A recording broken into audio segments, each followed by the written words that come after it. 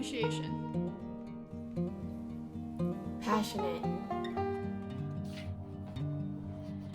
Caring. Generosity. Compassionate. Compassionate. Loyal. Creative. Ambitious. Curious. Charismatic. Loyal. Resilient.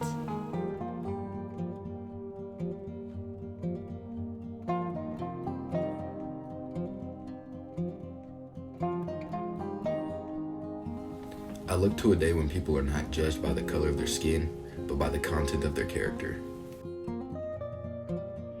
This quote means to me that it doesn't matter what race, ethnicity, or gender you are. It frankly doesn't matter. One shouldn't be judged if they are a certain race. They should be judged and viewed based off their personality and how they act towards others. I've experienced this at AMHS through the Leaders of Change Club, where we don't ever judge each other, but instead lift each other up and listen to each other while talking about ways to make positive change. Though racism might not seem as prevalent in today's society compared to Martin Luther King's time, there is no question discrimination still exists, both for race, sexuality, and religion. And it is so important we educate ourselves to better make a more equitable place for people of color as well as others who are discriminated in the U.S. My name is Ruth, and the question that I'll be answering today is, how can you be an ally for someone? What can you do, and what can you say to them? So being an ally for someone in times like this, where there's so much going on in the world, is so important. And sometimes it feels like there isn't much we can do, looking at the power that we have compared to other people, but it's the small things that we do that will eventually add up and create a bigger difference. Being an ally means being able to look beyond the stereotypes that we see in our everyday lives. And it's really common to just look at that and not see other things, because that's what the world or the community has put into your head about what you should believe about the different groups of people. But you have to be able to educate yourself about the different identities in the world, the different groups of people, and take under consideration of all the hard things they're going through and experiencing in their everyday lives.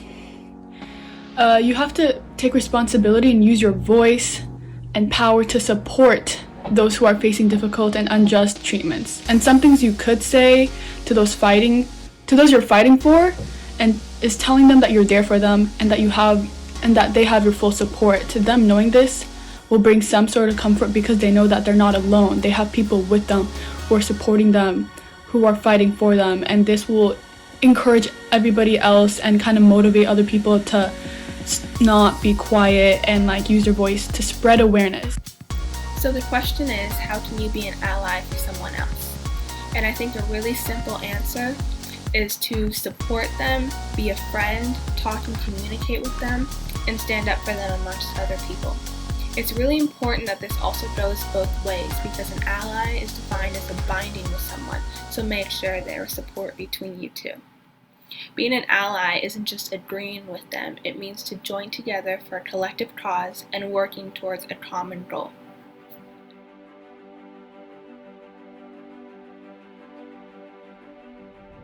In the end, we will remember not the words of our enemies, but the silence of our friends.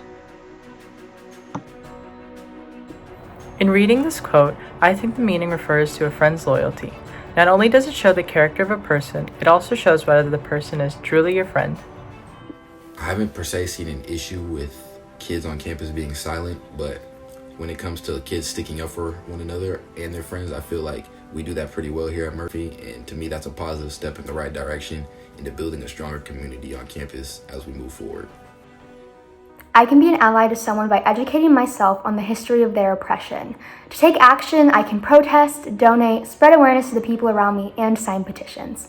As an ally, it is my job to listen to oppressed people, not talk over them or for them. I have many hopes for the future of AMHS, but specifically I hope that as a community we can become more understanding of others' feelings, differences, and experiences, that we listen to what each other have to say, and that we value the community we have built. Diversity is a blessing that we should embrace as a school. We do not have to experience what someone has gone through to respect and have empathy for them. I believe that if we work together diligently, we can accomplish this goal.